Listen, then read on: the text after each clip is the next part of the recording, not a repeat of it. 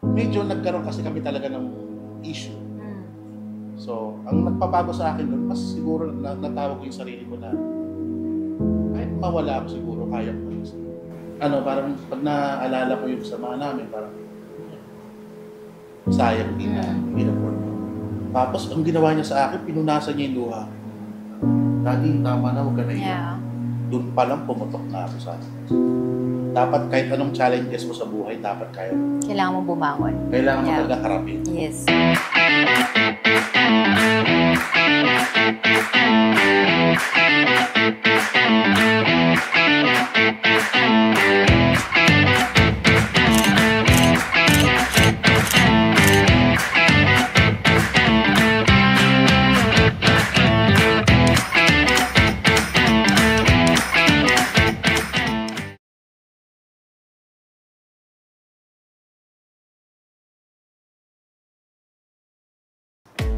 Good morning, good afternoon, and good evening to all our viewers from all over the world. We are here again for another episode of Ibulgar Mo. What is up mga Ibulgar? Today's episode will be very, very special dahil makakasama natin ang isa sa mga tinitingal at tiniidolo natin personalidad sa mundo ng hip-hop and Philippine entertainment. Mga Ibulgar, let's all welcome Vendetta.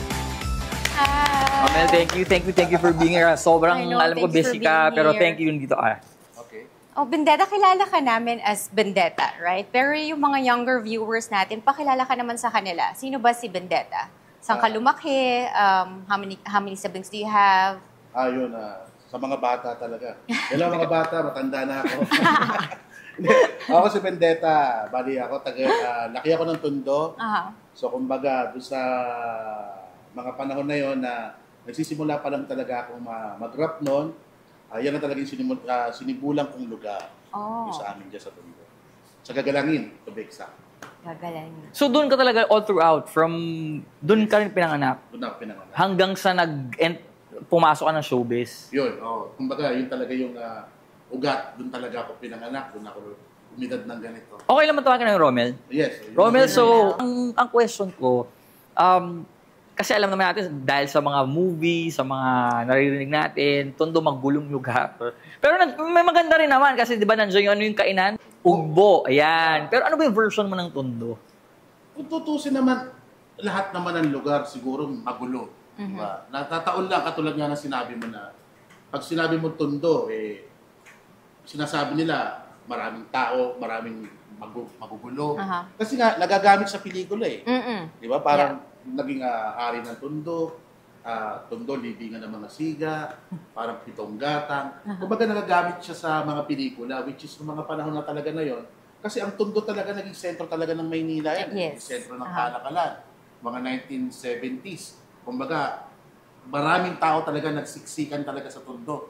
Then ang mindset ng tao noon, lalo na sa Kalakang Maynila, sa lugar ng Tondo, nandiyan ang negosyo, nandiyan ang hanap buhay, nandiyan ang mga tao talaga na nagsasama-sama.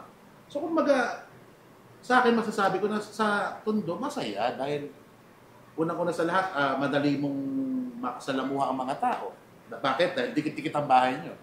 Kumbaga, bibihira dyan yung merong distansya. Lalo na yung nabanggit mo nga na lugar na Ugbo na yan. Yan, sa Velasquez yan. Yan talaga, yan yung pinakasentro. Yung Moriones, Wagas. Yan yung pinakasentro ng Tondo. Nataon lang kasi yung sa amin, sa Gagalangin. Nandito na kami sa area ng boundary ng Maynila sa Caloocan. Right. Yung area na yon.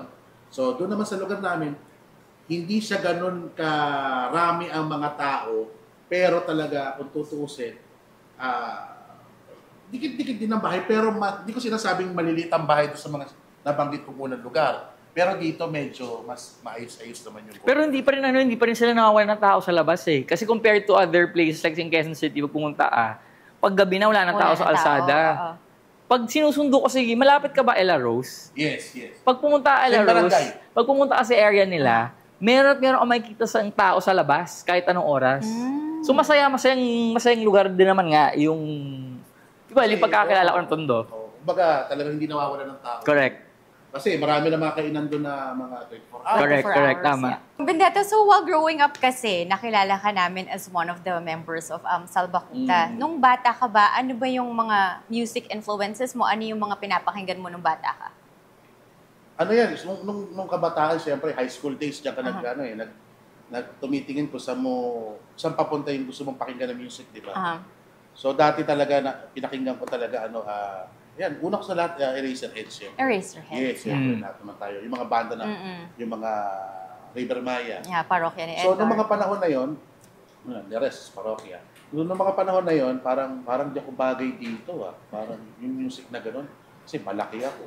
Taba. At tapos, parang hindi bagay sa akin yung gano'ng klase ng pormahan. Kasi pag sinabi mo rakista ka, payat. Correct. Diba? Mga ganyan. Ang gano'ng mga forma, mga butas sa tenga, etc.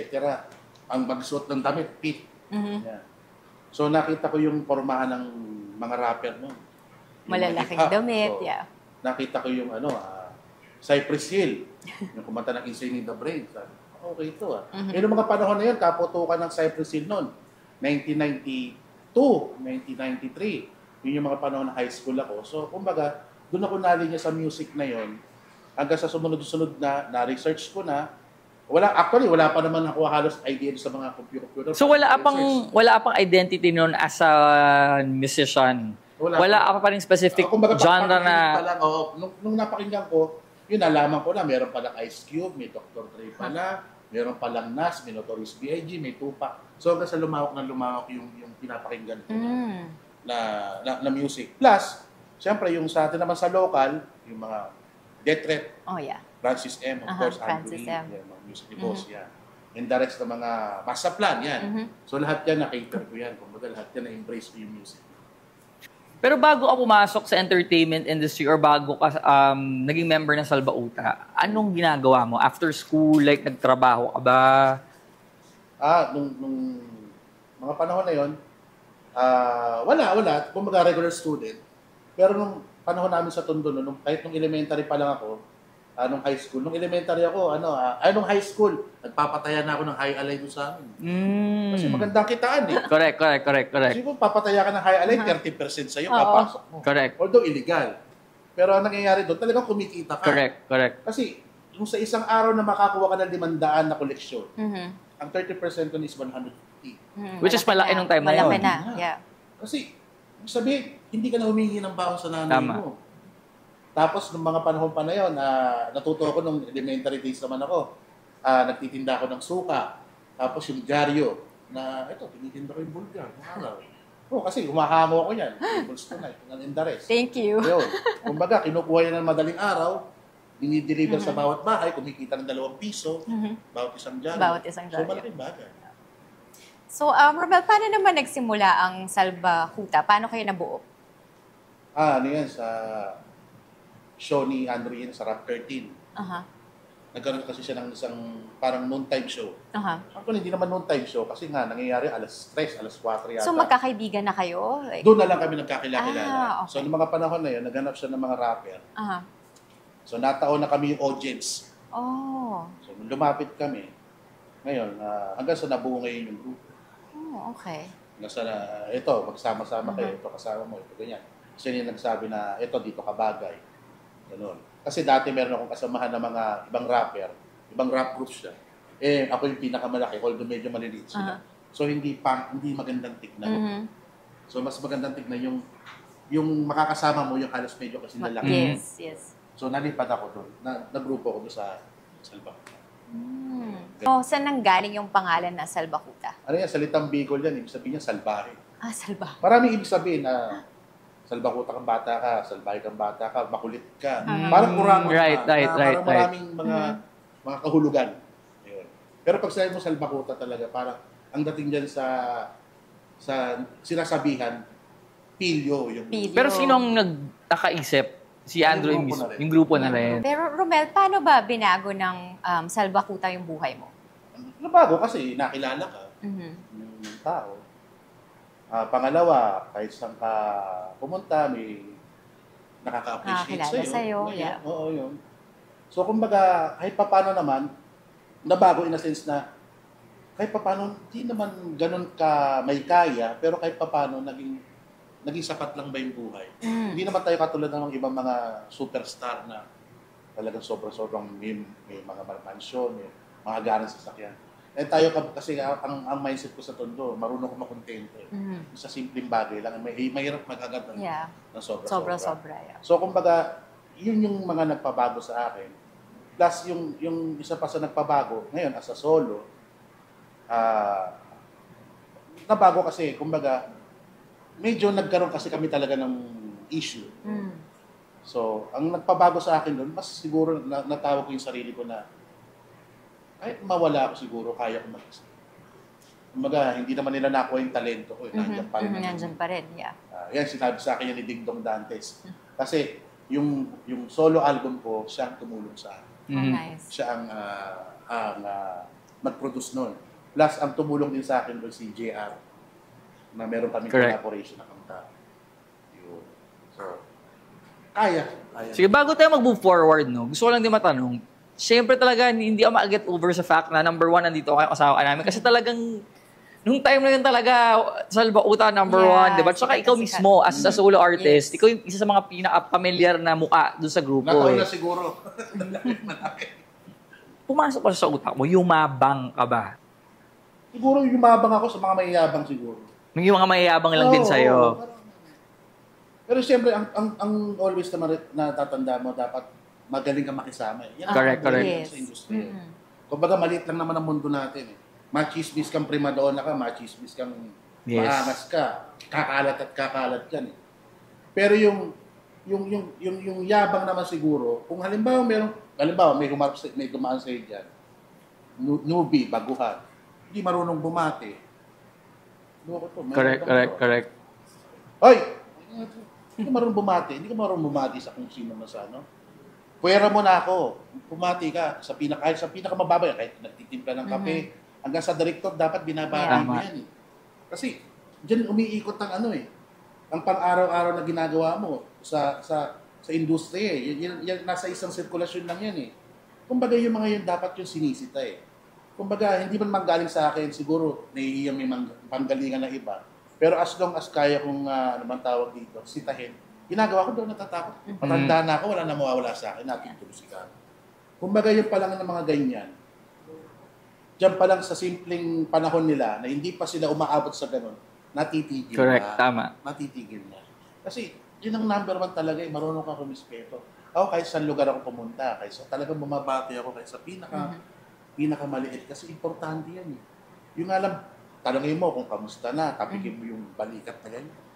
Malaking bagay, yes. Kaya nila na kahit ganito kang matatawag, respeto.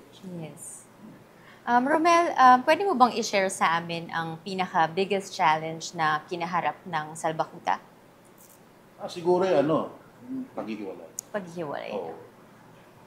Pero kumbaga, nangyari siguro yun dahil siguro totoo yung kasabihan na walang forever. Walang forever. Hindi naman. Meron naman mga banda hanggang ngayon sila pa rin. Yung magkakarelasyon naman hanggang ngayon sila pa rin. Siguro nataon lang talaga na hanggang doon na lang siguro yung naging samahan. Kasi, Pero ilang years din ba kayo umabot? 16 years. 16 years. Oo, kasi 2014 ako nagsulo na. So, kumbaga, doon sa sitwasyon na yun, parang mas natuto akong maging independent.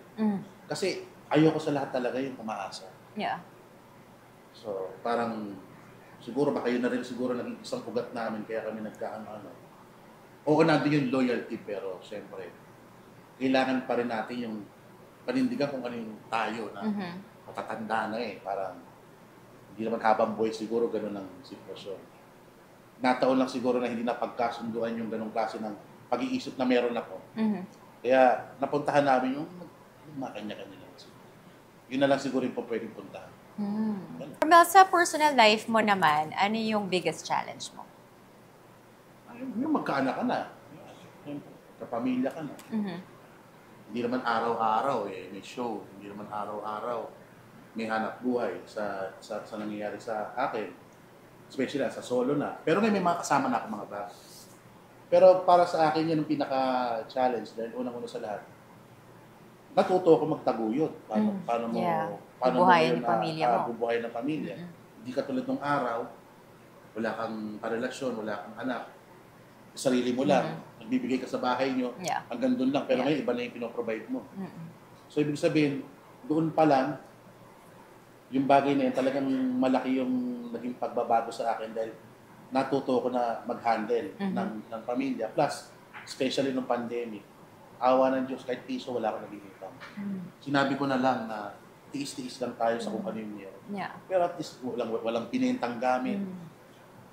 Diba? Kahit pinakamaliit na bagay na meron ako, hindi ko sinalya sa tao na, Tol, baka naman pwede Yeah. ito. Kasi wala na akong hindi ko naranasan yun. Dahil preparado na ako doon. Nice. Alam ko na yun. Dahil kumbaga nakita ko na sa iba. Ang hirap gayahin, masakit sa akin yun. Yeah. Ayoko siyempre na iisipin mo pa yung kukuhanin mo pagkain sa kinabukasan ng pamilya mo. Kung bukas ang pagkain natin, kung ano yung niluto ngayon, tiisin natin kung ngayon, paabutin ng 1 linggo yan. Basta ang importante, hindi tayo magugulo. Yes. Meron po bang nakapagpalungkot sa'yo? Ano lang, siguro, minsan di mo maiiwasan siyempre kahit paano. Hindi, saan totoo yun? Kahit paano namimiss ko rin yung mga kasama. Naiisip ko. Kasi 16 years ko rin sila kasama. Yeah. Matagal din eh. Kumbaga parang, parang pag naaalala ko yung sama namin, parang, sayang din na, hindi na porto. Pero ako naman, kung halimbawa makasalubong ko, ay yakapin ko yun. Kasi syempre, nakasama mo rin yan. Diyan din lang naman kayo makikita eh. Siguro, mas maganda mangyayari yun kung makakasalubong ko yung isa ng solo, o yung isa ng solo, yung wala nakakita sa paligid. Tama. Mas iba siguro yung pakiramdam na gano'n. Kasi alam mo yung marami kasi mga buyo eh. Kumbaga parang, kung darating ang panahon na yun, sana mangyari kung iaadya ng Panginoon. Total naman na nabanggit mo na yung namimiss mo yung grupo. Ako may mga napapanood akong documentary nung kunyari ng Backstreet Boys, ng Spice Girls na parang 'di ba nagsama-sama or story ko para sa nabuo. If kunyari may gagawa ng documentary tungkol sa Albaoth, ano yung isang bagay or story or instance na pwede mo i-share sa amin na hindi mo makakalimutan na pinagsamahan or nangyari sa inyo? Like, trip abroad or gumawa ng kanta, may attend ng concert. Siguro yung halimbawa yung magkakasama kayong gumagawa ng Kayo ba nagsusulat mismo ng kanta? Yung pag ikaw ang pag-rapper ka, Kailangan songwriter ka din. Yeah. Iba yung gumagawa naman na rapper/music producer. Iba naman yung gumagawa ng music, ng beat, yung mag-areglo. Pero as a rapper talaga, dapat ikaw talaga mismo gagawa ng lyrics mo. Kasi pride mo yun. Correct. Sabihin talaga, pag rapper ka talaga, technical talaga na ikaw talaga dapat gagawa ng Pero ano yung usual scenario ninyo pag gumagawa kayo ng kanta? Like, sa kwarto kayo or... Ayun, nasa kwarto. Halimbawa, depende yan. Halimbawa, pag per verse, halimbawa, 3 tayo. O ako siya muna. Ako, siya, chorus. Ako, chorus, ikaw. Yun yung standard. Pero pag halimbawa gusto nyo naman na sagutan, ikaw muna yung gagawa ng first line. O, sundan mo to. So, very casual kayo. So, ibig sabihin parang doon naman, ibang atake naman yun na parang ang dating naman parang Beastie Boys naman na parang nagsasagutan naman kayo dun sa rap. So, iba talaga yung gumagawa ka ng nag-on the spot kasi mas creative ka kasi kumbaga magkakaharap kayo eh. Number 1, sabay-sabay kayong gumagawa ng lyrics. Number 2, walang bangga. Alam yung bangga na term para sa akin yung parang walang lyrics na inulit na kumbaga nasulat ko na tapos biglang ganun din pala yung pinupuntahan ng nagawa mo. So naiiwasan yun kasi doon pa lang na-stop. Tama. Bendetta, pwede ka ba mag-share sa amin ng any life lesson na natutunan mo sa journey mo noon at ngayon? Ayun lang, siguro talagang ko lang talaga yung paano yung maging matatag ka. Yung talagang ko. Kasi yung mga panahon na yon naalala ko noon, siyempre nung nawala ako sa grupo, halos 2 buwan na kung hindi mo makakausap. Talagang Nalungkot ka rin. sobra. Alam mo yung parang tipong pag natulala ka na lang, bigla ka na nalulungkot. Yeah. Tapos nung mga panahon na yun, yung anak ko, grade, 2 years old. Bata pa. 2014 yun. Tapos ang ginawa niya sa akin, pinunasan niya yung luha. Daddy, tama na, huwag ka na iyak. Yeah. Doon pa lang pumutok na ako sa akin. hindi ako po pwedeng maging ganito. Yeah. Maapektuhan yung pamilya ko. Mm-mm. Isa pa lang anak ko nun. I-stop ko to. Simula nun, after nun, nung pagkapunas ng luha ng anak ko, biglang parang, kailangan ko may gawin. Binalikan ko na si JR. Binalikan ko na si Dong. Kasi kinakausap nila ako nung sabi ko, hindi ko pa kaya talaga. Bumalik ako sa sponsor, kinausap ko lahat, winelcome ako. Doon nagsimula yung solo album. Nice. So, ibig sabihin, talagang natutunan ko talaga, dapat kahit anong challenges mo sa buhay, dapat kaya mo. Kailangan mong bumangon. Kailangan mo Yeah. talagang harapin. Yes. Kasi, kumbaga, yung parang harapin mo yung pinaka-greatest fear mo na. Kasi pag hindi mo yan na nakasurvive, yari ka. Mamamana yan ng henerasyon mo. Yeah. Kasi, unang-una sa lahat, nangyari sa'yo, hindi mo na ayos. Nabalitaan ang susunod ng mga henerasyon. Hindi pala naging matatagto. Kumbaga, parang ma-adapt nila. Ma-adapt nila eh. Pero kung nalaman nila na, wala nakatinag kahit na gano'n yan. Kahit naging mag-isa yan, kinaya niya mag-isa. Ayan, nakasurvive. Yeah. Yun. So as a solo artist, meron ano yung pangarap mong ma-achieve or yung goal mo ngayon? Sa ngayon, ano na lang naman ako na parang apetics na kasi syempre, sa edad ko na 46 na ako. Kumbaga parang sa akin, okay na rin itong edad na ito. Parang going to retire na rin sa music. Pero syempre, dire-diretso pa rin naman. Ang sa akin lang naman, wala na ako naman ng hinahabol. Kumbaga, hindi na ako naghahabol na kailangan makagawa pa ako ng isang kantang sumikat. Kung gumagawa pa ako ng mga bago ngayon. Pero kumbaga, ang sa akin lang, kung merong makuha pang isa, di salamat. Kung wala, di salamat din. Kumbaga, mahirap kasi yung halimbawa ngayon, mag-iisip ka pa ng kailangan meron ka pang mapaputok na kanta, kailangan meron ka pang gano'n. Ang mangyayari niya, kinukumpetensya mo na lahat eh. Baka mamaya kung hindi ka matino-tino, makapag-isip ka pa na hindi maganda. Ako, ayoko ng mga issue-issue, parang pag-usapan ka sa social media, maging hype ka lang, gagawa ka ng ganito, ganyan, napapapansin ka. Yung iba siguro ginagawa yun, dahil siguro yun ang resources nila. Yeah. Pero ako never ko nag-resources sa social media. Kumbaga, hindi ko yan naging lugar para pagkakitaan. Kumbaga, wala akong mga account na parang nakamonetize, etc. para makapag-claim. Siguro sila. Pero sa akin naman, kontento na, okay na ako. Kumbaga parang, masaya na ako kasi binder than that eh. Hindi man siguro ako ganun kaano ngayon. Sobrang, parang maraming pera, sobrang mayaman. Pero ibig sabihin parang, sa ganitong paraan, sa ganitong sitwasyon lang, masaya na ako. Okay. Masaya na ako. Kasi, mahirap maging mapaghangad eh kasi maraming frustrations yan. Baka kung ano pa maisip mong hindi maganda. Makagawa ka pa ng hindi tama dahil sa kagustuhan mo na makuha yung mga bagay. So, okay na. Pero Romel, meron ka pa bang ibang pangarap na gusto mong matupad? Siguro sa mga anak ko na lang. Oo, sa akin okay na. Yun na lang siguro yung pangarap. Na parang maging maayos sila sa buhay nila. Kumbaga, tayo may mawala sa mundo, meron tayong may iwan sa kanilang magandang legacy. Yeah. Na kumbaga, yung araw-araw matuto sila, hindi sila maguto. Malaking bagay na may iwan. Pero ano ang music para sa'yo ngayon? Music, kumbaga, ilang kaluluwa ko parang talagang, kundi rin dahil dyan, talagang wala rin Bendetta, wala rin Salvakuta, and the rest. Kumbaga, yan ang naging yan ang naging ugat na nakilala ka through music, yan yung naging dahilan. Kaya kahit pa paano nakapag-ambag sa industriya na meron kang silang kanta na maaalala na galing sa'yo. So, yung sabihin, ang music talaga napakalaking bagay. So tingin mo pag nawala ang music, magiging sino si Romel, magiging sino si Bendetta? Siguro kung hindi ako naging rapper, siguro agriculturist. Oo, kasi pangarap ko yan Dapat nga, nung panahon na yun na nag-aaral ako nung college, bala ko nun sa UP Los Baños. Yung magtanim ka, kaya mayroon kang farm, siguro parang doon ako na May mga advice ka bang mabibigay sa mga artists, musicians, rappers na gusto rin ma-achieve yung mga achievements na pamasa mo? Number one, syempre, mahalin nyo yung ginagawa nyo na music na yan. Syempre, dire-diretso lang yan. Gawa ka lang ng gawa, makakatsamba ka rin.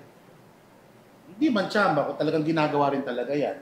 So lalo na ngayon, napakadali na ngayon ng music ngayon. Hindi ka tulad nung araw, pag magre-recording ka, kailangan sa legitimate na recording studio ka. Oh, yeah. Ngayon, sa bahay ka na Sa lang. bahay gawa ka Tama. lang. Dati, magre-release ka. Kailangan nung araw, mag-ano ka, mall tour. Pagka mall tour mo, meron pang ano yan, pe-perform ka, tapos merong pipirma yan, bibili ng cassette mo, ng CD mo, may autograph signing pa yan. Eh ngayon, maglalabas, plus yung mga radio station pa, papadala ka pa ng mga demo. Diyan, doon pa lang, ganun kahirap. Yeah. Pero ngayon, siyempre, ganun nakadali dahil gumawa ka ng music video. Hindi ka tulad dati, gagawa ka ng music video, aarkila ka ng parang Correct. gagawa ka na ng Correct. pelikula. Ngayon, cellphone mo, pwede ka na pag marunong mag-edit eh. Marunong ka na mag-edit. Plus, ang maganda pa ngayon, pabata ng pabata yung mga yung mga natututo. Hindi ka tulad dati, pag director ka, kailangan talaga mag-aral Mag-aral ka, yeah. Eh ngayon, sa YouTube na lang, yung mga basic, yung mga ano, and the rest is skills na siguro nung gusto matuto. So talaga may sarili siya, nagkakaroon siya ng sarili niyang style. So yun lang, dire-diretso na sa paggawa. Plus, isa pa, yung pangalawang payo ko, okay, magkakalat ng lahit. Hindi, totoo. Kasi, alam niyo, sabi mo, sumikat ka. Hindi lang naman sa rapper yan, kahit sinong Kahit artist. sino. Siguro. Anak ka ng anak. Hindi ko Correct. pinapakilaman yung kapasidad. Correct. Tama. Para sabihin natin na kayo yung buhay natin. Yeah.